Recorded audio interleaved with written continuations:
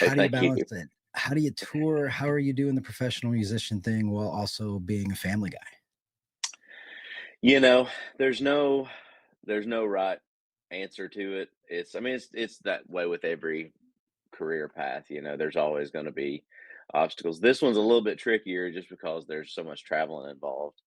Yeah. Um, and I think it's just, it's a constant balancing act of, obviously family is way more important than anything else. So if that's not right, then I have to change things in the touring.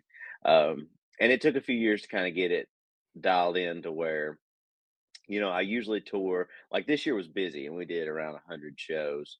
And that's on the busier end of the spectrum than I like to be. Just because, when I'm home, I also do some session work Yeah.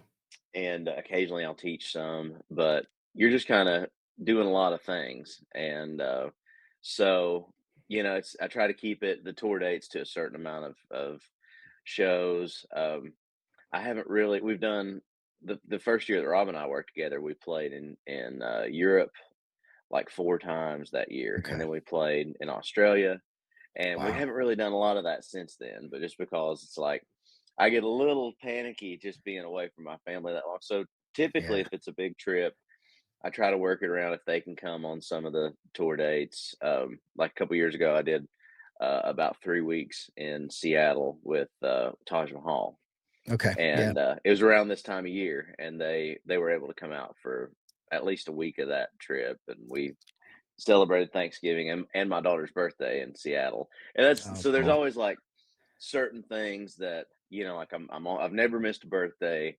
If there's any big dates, I don't miss them. Yeah. I'm always here when I need to be here. And part of it's having a great family. My wife is awesome, and my daughter understands.